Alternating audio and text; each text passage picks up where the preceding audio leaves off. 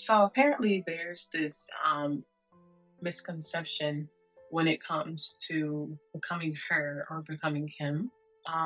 For some reason, it's quickly aligned with just glowing up physically and simply getting your life together. When you're going through the process, you will realize that becoming her is also about making some very uncomfortable sacrifices along the way. It's about confronting some of the hardest truths you will ever have to confront in your life. And it's about the very, very painful reality that not everyone or everything can go with you. Sometimes it's family, sometimes it's some of the closest friends that you have, ones that you thought would be your forever friend. And sometimes it's just some habits that you were comfortable with. Those are things that you may have to let go of. But that's not the part that everyone talks about when it comes to the conversation of becoming her. They talk about all the glitz and glam and the things at the end of the tunnel, and not really too much about the things that you go through while you're in the tunnel. The journey of becoming her is going to cost you, and that cost may be significantly high. The truth is, every step that you take away from what no longer serves you is a step closer to the woman you were meant to become. So let's talk about what that process looks like along the way. But before we get into it, I don't want to be rude. Let me introduce myself. My name is Mercedes. Welcome to the LVME Unbrkn podcast. This is where we swallow the big pills, not the little ones.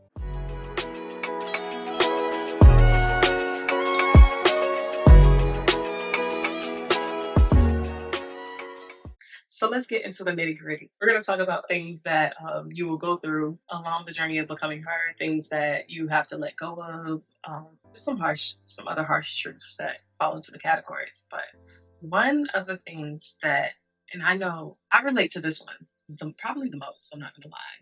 But one of the things that you have to let go of when you're becoming her is this good girl mentality. And please hear me out. Please hear me out, because there's nothing wrong with being a good girl. I'm a good girl, okay? Goody two-shoe, teacher's pet, you know what I'm saying? That's what I'm referring to when I say good girl mentality. And there's nothing wrong with that. But there comes a time when you are on this journey of becoming her, you have to let that mentality go, baby. Because if not, it will run you into the dirt. And it's going to make you feel like you're not doing anything. It's going to make you feel like you're not progressing. But that's not true. You might have to shed that people pleaser mentality. You can't always say yes to things.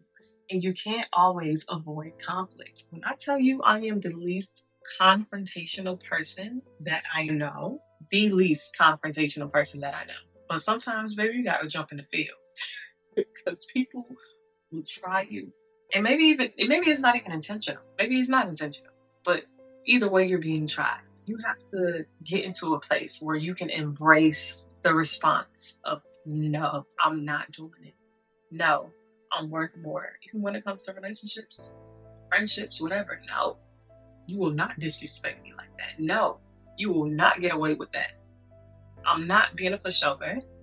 I'm not letting this slide. You have to be willing and open as well to face pushback. You have to be open and willing to face criticism. So you have to be ready for that in a workspace. You have to be ready for that. You can't allow people to, if you're an entrepreneur, handling going to businesses and talking over proposals and negotiations and contracts, you can't belittle yourself. You can't.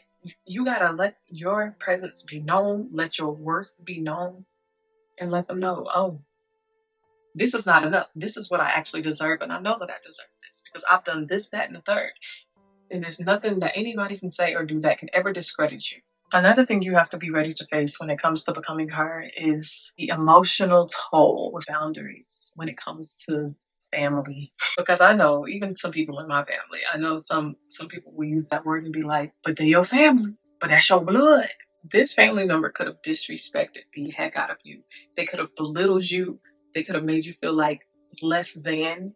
They could have belittled your worth. And you will still have that one family member that's like, but that's your family. You gotta, don't cut them off. That's your family. When it comes to my respect, when it comes to my support, when it comes to my ambitions and my healthy habits, don't play with me.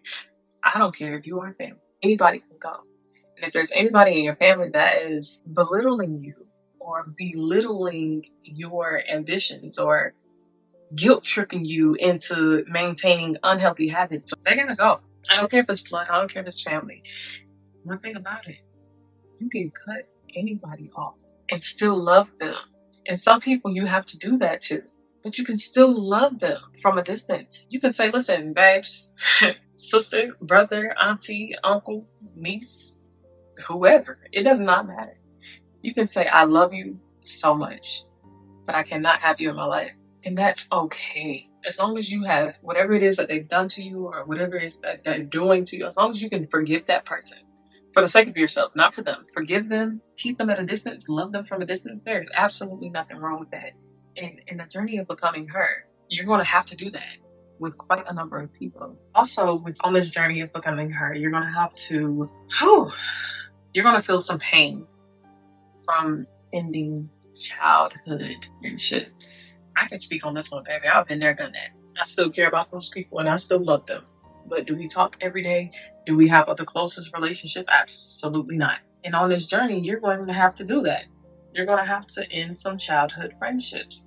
Just because you've known someone your whole life doesn't mean that they deserve a front row seat in your future. History doesn't mean as much as you may think it does. The memories will remain as long as you have your memory. But that does not mean that the person has to stay in your life. We often will hold on to those friendships out of loyalty. But if these friends are complacent or if they're resentful of your growth, most likely because they're not growing and they're not doing anything, you're going to have to take a step back from them on this journey. They're not going to do anything that's going to benefit you along the way on this journey. And listen, I know it's heartbreaking. But you cannot let guilt anchor you to people who do not elevate you. Another thing that you may have to face while you're on this journey is the sacrifice of comfort, the loneliness of self-improvement. It's a very real thing. And when you are locked in, you are in a certain place in life and you want better for yourself, there's nothing or no one that could pivot you. The journey to becoming her can be incredibly lonely. And real growth often means that you are just less distracted by the things that don't matter. Probably not partying as much as you used to. You're probably not hanging out with your friends as much as you used to, or even family. You're probably not scrolling on social media trying to get the latest gossip all the time. Maybe you're just posting and getting off of it. And at times you will feel lonely. At times you'll feel like, because technically you are isolated. And you'll feel it. You'll feel it very strongly. But those are the times where you're locked in the most, which is very important. Those are the times when you're spending hours and hours a day working on your vision. And the sacrifices you make might isolate you socially, but at the same time, you're just choosing to invest in your future self. And it's well worth it. So you will experience the nature of loneliness. Those friends that understand, and family, that understand the journey that you're on, they're going to respect it. They're going to respect it. Another hard thing you may have to do on this journey of becoming her is you might have to leave that romantic relationship alone. I cringe at that one. I think that one's a hard one for anybody, especially for somebody that's genuinely so in love with someone. The hard truth is you might have to leave that person that's not growing with you, that person that's remaining complacent. That's a hard one, but it might be necessary. One of the hardest things I would think that you could face is the idea that you may have outgrown your partner. And I'm sure it's hard because, of course, you probably imagine a whole future together. You probably made plans about the future together. You probably imagine yourself with a whole big family, beautiful home, and kids, animals, little pets here and there. You probably imagine the whole nine, going on trips with this person and maybe your family to come. And then you suddenly realize, like, I actually might let this person go.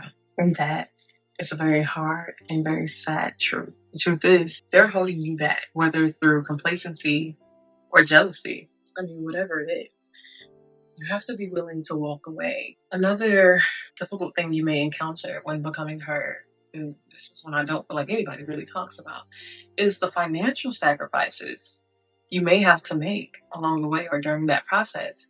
You have to make peace with temporarily stepping back when it comes to your finances because you have no money management, no discipline when it comes to saving, and you're in a position where you need to maybe invest in something or put your money towards something that's going to help you in becoming her. And you don't have it because you have not taken a step back from spending. But the hard truth is becoming her might require you to give up financial comfort. Whether you're leaving a stable but unfulfilling job to start your own business, or you're deciding to go back to school and take on another job or take on student debt to become her as well. You may have to stop spending your money on those luxurious things for a minute and start investing them in your future, taking a risk on those things, and being okay with it because it'll be well worth it in the end. Becoming her may force you to break free from the always strong persona. Sometimes we need help, no matter how independent we are, how much it seems like we have our life together. Sometimes we have these silent cries when we're crying out for help. A strong girl persona won't even allow you to open your mouth and ask for the help that you may need. You don't always have to be the strong, independent woman who never shows their vulnerable side. You don't always have to be that girl. It's okay to not be that girl. Sometimes being her means admitting that you need help and accepting the fact that you're exhausted and also prioritizing your mental health. The facade of always being put together is one that many women carry. It can place limits on you in ways that you don't even realize. So you might have to let go of that strong girl persona.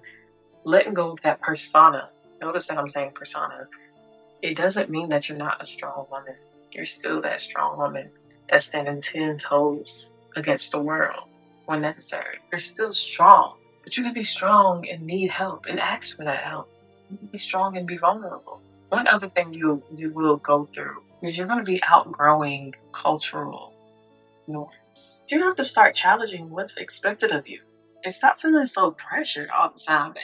I see girls all the time, even when I was in high school. Girls all the time, I want to be married by this time, by this age. I want to have kids, and by this age, I want to be doing this and doing that. You may have to reject cultural expectations that no longer serve who you're becoming. Whether it's societal pressure to get married by a certain time or by a certain age or have kids by a certain age or just settle down. There's always a timeline, I feel like, that's imposed on women. Okay, girl, you should have your man by this age and y'all should be getting married by this age. You should have this job, you should be this stable in life, and you should be traveling this much because you got these. Like, there's always a timeline that's imposed on us. And you need to outgrow that. You need to ignore it. You need to outgrow those cultural norms. Becoming her might mean ignoring those timelines that are just put on us by society and going against what's normal in our communities. You don't have to be doing anything by a certain time or a certain age just because society says so. Just because you see this on social media, just because you see these girls on social media doing this, that, and the third. You gotta snap out of it, babe. Everybody's timing is very, very different. Very different. Your timing will be different from mine, and mine will be different from yours, and hers, and the third.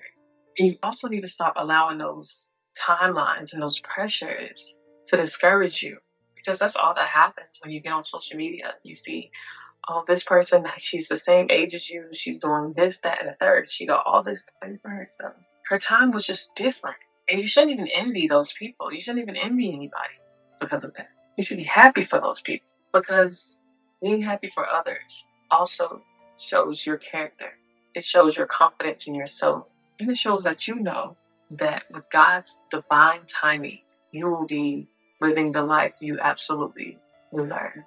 There's nothing or no one that could ever change that timing. What's yours is yours already, babe. So don't be so discouraged from the outside noise or socials society. Until next time, I hope you enjoyed this video. I hope that it helps you. I hope you were able to take even a single thing out of it to help you along your journey. We'll chat very, very soon. Take care.